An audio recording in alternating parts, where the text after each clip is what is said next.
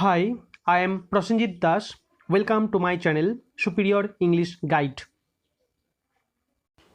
আজকে আমরা আলোচনা করতে চলেছি ক্লাস 12-এর ফার্স্ট লেসন রাস্কিন বন্ডের লেখা দ্য আইজ হ্যাভ ইট এর ফাইনাল পার্ট। এর আগের দুটি ভিডিওতে পার্ট 1 এবং পার্ট 2 আলোচনা করা হয়েছে। তোমরা যদি সেই ভিডিওগুলো না দেখে থাকো তাহলে আমার ইউটিউব চ্যানেলটি সার্চ করে দেখতে পারো। তাহলে শুরু করা যাক। We will soon be at your station, I said. আমি বললাম শীঘ্রই আমরা তোমার স্টেশনে এসে পৌঁছাবো। ওকে, তাহলে বক্তা মেয়েটিকে উদ্দেশ্য করে বলছেন যে শীঘ্রই তারা মেয়েটি যে স্টেশনে নামবে সেই স্টেশনে পৌঁছাবে, অর্থাৎ সাহারানপুর পৌঁছাবে। Thanks goodness it's a short journey. মেয়েটি বলছে ঈশ্বরকে ধন্যবাদ। থ্যাঙ্কস গডনেস মানে ঈশ্বরকে ধন্যবাদ। ওকে, কেন ঈশ্বরকে ধন্যবাদ দেওয়ার কারণটা কি না, ইটস আ শর্ট জার্নি, এটা হলো একটা অল্প সময়ের ভ্রমণ। তাহলে মেয়েটি যাচ্ছে সাহারানপুরে আর তার যেতে বেশি সময় লাগবে না, সেই জন্য ঈশ্বরকে ধন্যবাদ দিচ্ছে। কেন এরকমটা হলো, কেন ধন্যবাদ দিচ্ছে? বলছে I can't bear to sit in a train for more than 2 or 3 hours।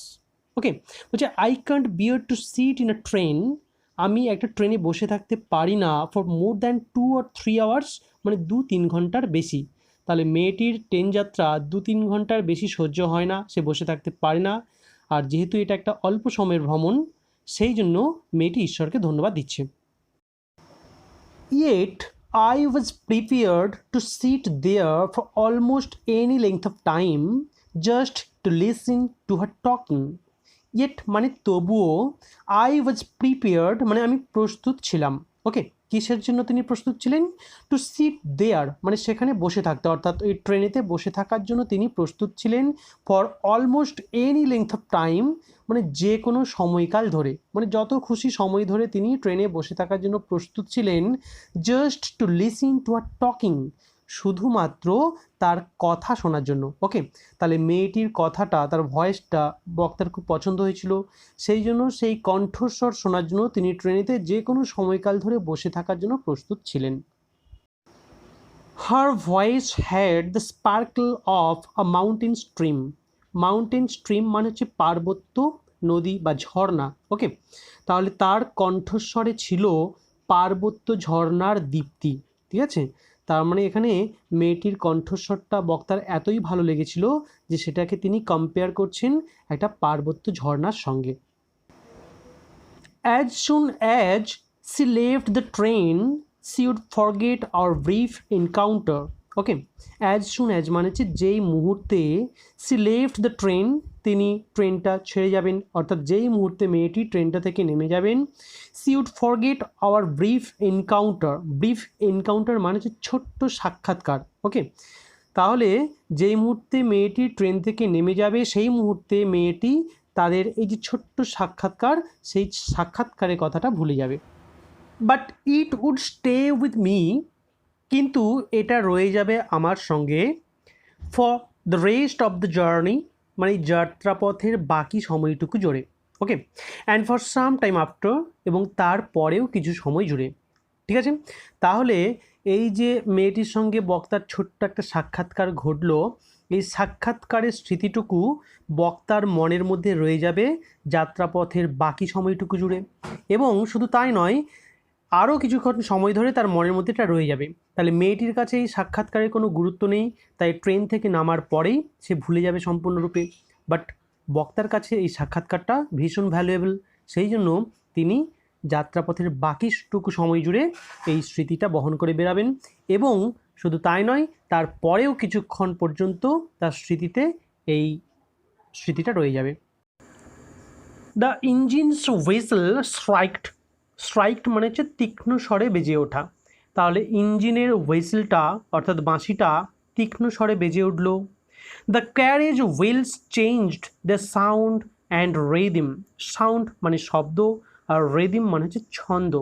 তাহলে ক্যারেজ হুইলস বলতে ওই ট্রেনের চাকাগুলো changed their sound and rhythm, তাদের শব্দ ও ছন্দ পরিবর্তন করলো। আর কি হলো? দ্য গার্ল গট আপ, মেয়েটা উঠে দাঁড়ালো, and began to collect her things. Began মানে শুরু করলো, কি শুরু করলো মেয়েটা? টু কালেক্ট হার থিংস, তার জিনিসপত্রগুলোকে সংগ্রহ করতে। ওকে, তাহলে ট্রেনের হুইসেলটা খুব জোরে বেজে উঠলো, ট্রেনের চাকাগুলো তাদের শব্দ এবং ছন্দ পরিবর্তন করলো, আর মেয়েটা উঠে দাঁড়ালো এবং তার জিনিসপত্র সংগ্রহ করতে শুরু করলো।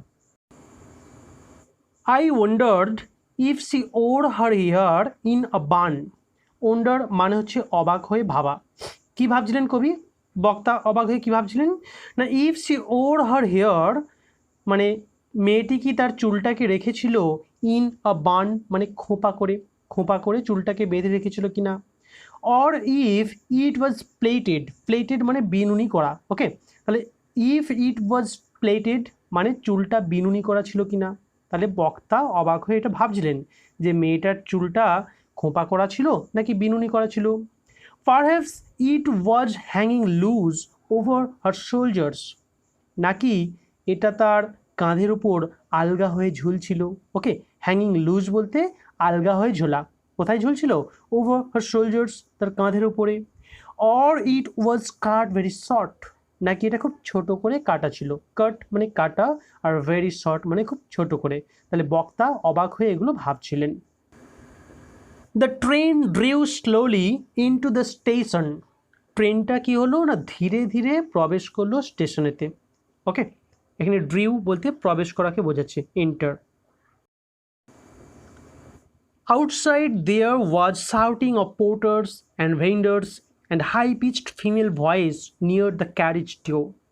বলছে আউটসাইড মানে বাইরে, অর্থাৎ কম্পার্টমেন্টের বাইরে, there was shouting of porters and vendors. Porter মানে হচ্ছে কুলি, আর ভেন্ডর মানে ফেরিওয়ালা। তাহলে চিৎকার শোনা যাচ্ছিল। কাদের চিৎকার শোনা যাচ্ছিল? না কুলিদের এবং ফেরিওয়ালাদের চিৎকার শোনা যাচ্ছিল। এবং কি শোনা গেল না high pitched female voice. High pitched মানে হচ্ছে উচ্চ কণ্ঠ। ওকে, একটা ফিমেল ভয়েস, একটা মহিলা কণ্ঠ, একটা উচ্চ স্বরের মহিলা কণ্ঠস্বর পাওয়া গেল নিয়ার দ্য ক্যারেজ ডোর, মানে কি ওই কম্পার্টমেন্টের কামরার যে দরজাটা রয়েছে দরজার সামনে। Okay, that voice must have belonged to the girl's aunt. That voice মানে ওই কণ্ঠস্বরটা must have belonged to the girl's aunt মানে নিশ্চয়ই ওই মেয়েটির কাকিমার। ওকে, বক্তা তো মেয়েটির কাকিমার সম্বন্ধে আগেই জেনে গেছে মেয়েটির কাছ থেকে। ওকে, যখন উচ্চস্বরের কণ্ঠস্বরটা মহিলা কণ্ঠস্বরটা শুনতে পেলেন বক্তা, তিনি মনে মনে ভেবেই নিলেন যে এই মহিলা কণ্ঠস্বরটা নিশ্চয়ই ওই মেয়েটির কাকিমার। Good bye said the girl. মেয়েটি বললেও গুড বাই মানে বিদায়, অর্থাৎ মেয়েটির গন্তব্যস্থল এসে গেছে, সেই জন্য তাকে এবার বিদায় নিতে হবে। ঠিক সেই কারণে বক্তার কাছ থেকে সে গুড বাই অর্থাৎ বিদায় নিল। ওকে, she was standing very close to me, so close that the perfume from her hair was tantalizing. She was standing very close, অর্থাৎ মেয়েটি দাঁড়িয়েছিল খুব কাছে। ক্লোজ বলতে ভেরি নিয়ার, খুব কাছে। ওকে, তাহলে মেয়েটি আমার খুব কাছেই দাঁড়িয়েছিল। সো ক্লোজ দ্যাট এত কাছে যে the perfume from her hair মানে তার চুলের সুগন্ধটা ওয়াজ ট্যান্টালাইজিং, অর্থাৎ তার চুল থেকে ভেসে আসা সুগন্ধটা আমাকে যেন প্রলোভিত করছিল। ওকে, তাহলে মেয়েটি বক্তার এত কাছে দাঁড়িয়েছিল যে মেয়েটির চুল থেকে ভেসে আসা সুগন্ধটা বক্তাকে যেন প্রলোভিত করছিল। I wanted to raise my hand and touch her hair, but she moved away. I wanted to raise মানে আমি তুলতে চেষ্টা করেছিলাম। ওয়ান্টেড মানে চেষ্টা করেছিলাম, টু রেজ মানে তুলতে। কি তুলতে? মাই হ্যান্ড আমার হাত। তাহলে আমি আমার হাতটা তুলতে চেষ্টা করেছিলাম, অ্যান্ড টাচ হার হেয়ার এবং তার চুলটা স্পর্শ করতে চেষ্টা করেছিলাম। বাট কিন্তু সি মুভড অ্যাওয়ে মানে সে সরে গেল। ওকে, তাহলে ওই চুলের সুগন্ধের দ্বারা বক্তা এতটাই প্রলুব্ধ হয়েছিলেন যে তিনি তার হাত তুলে সেই চুল স্পর্শ করতে চেষ্টা করেছিলেন, কিন্তু তার আগেই মেয়েটি সরে গেল। Only the scent of perfume still lingered where he had stood. Only মানে শুধুমাত্র, the scent of perfume মানে ওই সুগন্ধির গন্ধটা, অর্থাৎ মেয়েটি যে সুগন্ধিটা ইউজ করেছিল সেই সুগন্ধির গন্ধটা স্টিল লিঙ্গার্ড মানে তখনও পর্যন্ত রয়ে গিয়েছিল। ওকে, কোথায় না ওয়্যার হি হ্যাড স্টুড যেখানে মেয়েটি দাঁড়িয়েছিল। তাহলে মেয়েটির চুল স্পর্শ করার আগেই মেয়েটি সরে তো গেল, কিন্তু চুলের সুগন্ধির গন্ধটা তখনও পর্যন্ত সেখানে রয়ে গেল। There was some confusion in the doorway.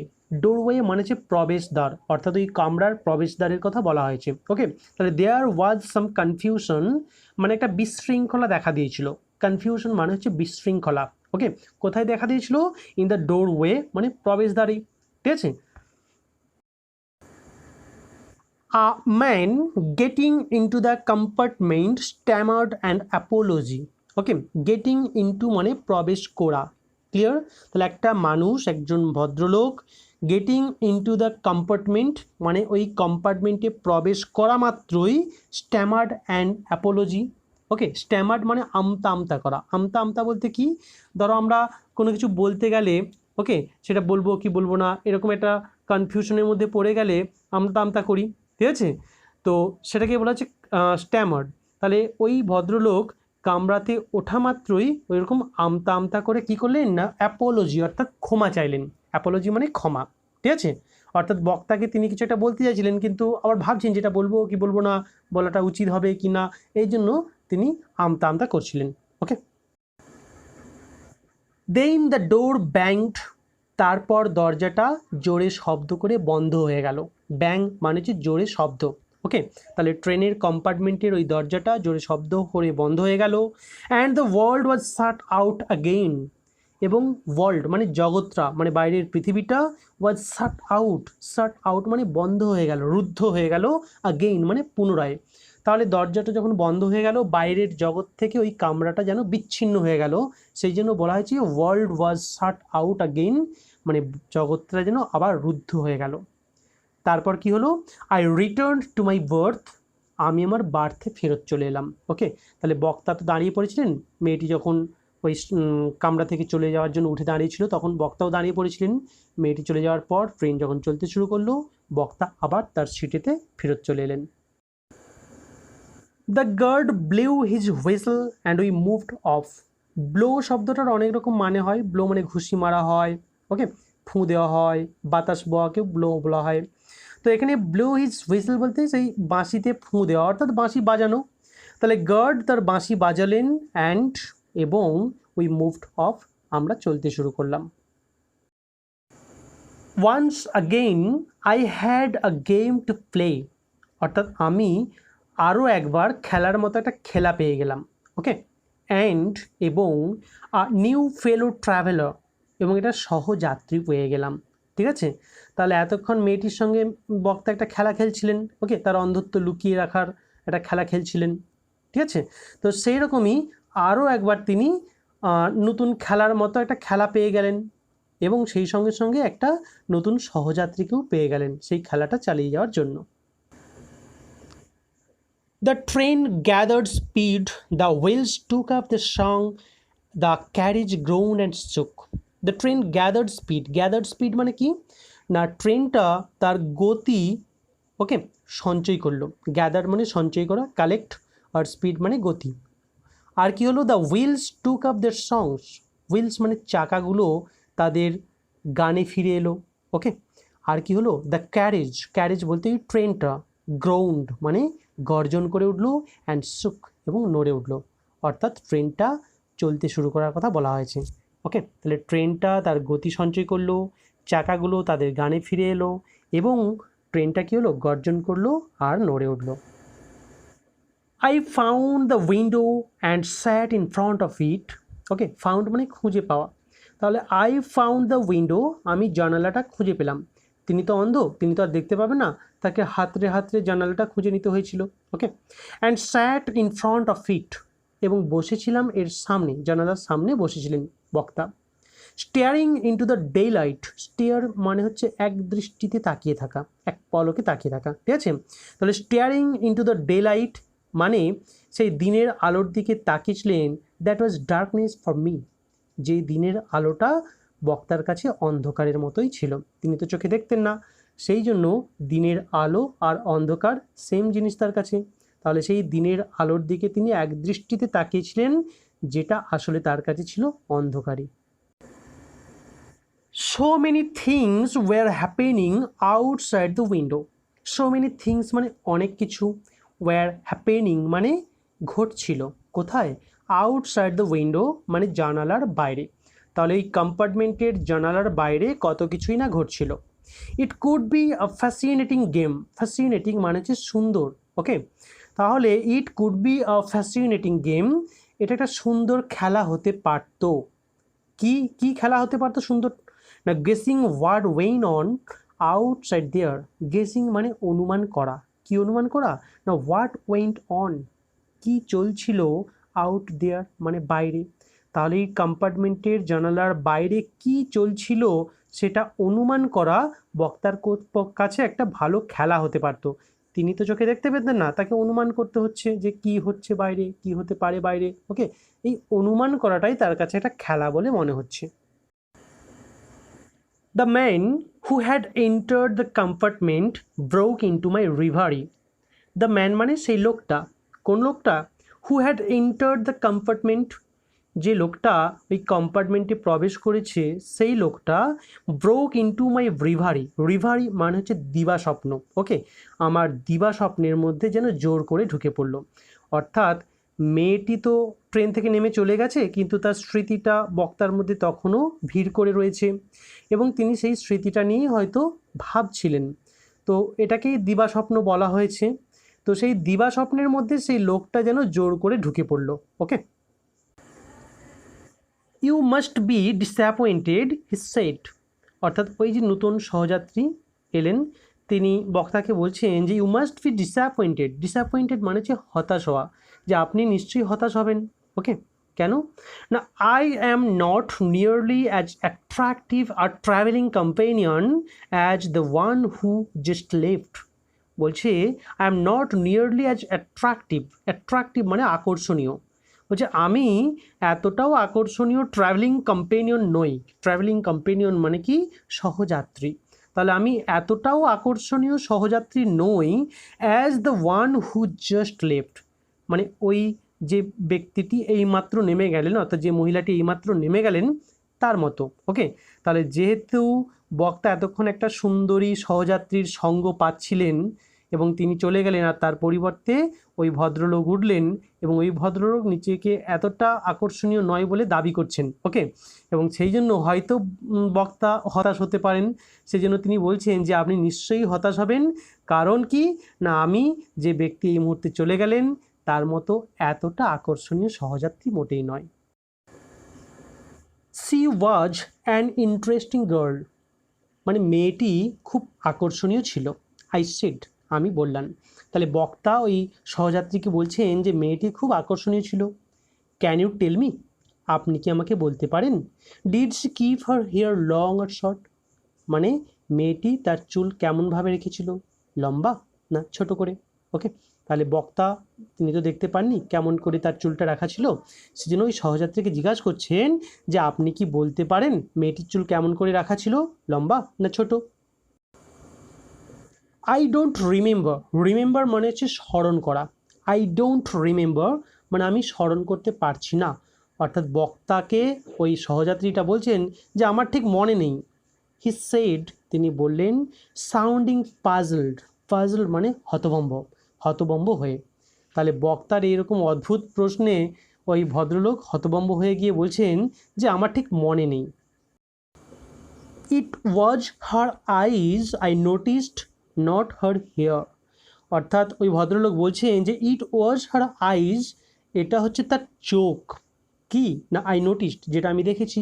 তাহলে যেটা আমি দেখেছি সেটা হলো তার চোখ, নট হার হেয়ার, তার চুল নয়, ওকে। তাহলে বক্তার কেন মনে নেই? কারণ তিনি তার চুলটা লক্ষ্য করেননি, লক্ষ্য করেছিলেন তার চোখ দুটো। She had beautiful eyes but they were of no use to her. She had beautiful eyes মানে তার চোখ দুটো ছিল সুন্দর, বাট কিন্তু they were of no use to her মানে এগুলো তার কাছে কোনো কাজের ছিল না। অর্থাৎ মেয়েটির চোখ দুটো খুব সুন্দর ছিল, কিন্তু মেয়েটির চোখ দুটো কোনো কাজের নয়। কেন? দেখা যাক। She was completely blind, didn't you notice. Completely blind মানে হচ্ছে অন্ধ, সম্পূর্ণ অন্ধ, একেবারেই অন্ধ। সি ওয়াজ কমপ্লিটলি ব্লাইন্ড মানে মেয়েটি একেবারেই অন্ধ ছিল। ডিডন্ট ইউ নোটিস, আপনি লক্ষ্য করেননি? তাহলে শেষ পর্যন্ত ওই সহযাত্রীটি বক্তাকে বলছেন যে মেয়েটা সম্পূর্ণ অন্ধ ছিল, আপনি দেখেননি। তাহলে গল্পের টুইস্টটা এলো এইখানেই। ওকে, সারা যাত্রাপথ জুড়ে বক্তা নিজের অন্ধত্ব গোপন রাখার চেষ্টা করছিলেন এবং সাকসেসফুলও হয়েছিলেন। মেয়েটিকে জানতে দেননি যে তিনি অন্ধ। ওকে, কিন্তু আলটিমেটলি কি হলো না, বক্তা নিজেই যেন বোকা বনে গেলেন, কারণ মেয়েটিও যে অন্ধ বক্তা শেষে বুঝতেই পারেননি। ওকে, শেষ পর্যন্ত এই সহযাত্রীর কথায় তার এই ভ্রম দূর হলো। ওকে, এটাই হচ্ছে গল্পের আসল টুইস্ট। আর এর সঙ্গে সঙ্গেই রাস্কিন বন্ডের লেখা দ্য আইজ হ্যাভ ইট এর ফাইনাল পার্ট শেষ হলো। এর আগের ভিডিও দুটিতে পার্ট 1 আর 2 রয়েছে, তোমরা চাইলেই ইউটিউব চ্যানেলটি সার্চ করে দেখে নিতে পারো। ওকে, পরবর্তী ভিডিওগুলি পাওয়ার জন্য এই চ্যানেলটি অবশ্যই সাবস্ক্রাইব করে নিও। যদি ভিডিওটা তোমাদের ভালো লেগে থাকে তাহলে লাইক করো, কমেন্ট করো এবং অবশ্যই বন্ধুদের সঙ্গে শেয়ার করো। Thank you very much for watching this video. Good bye.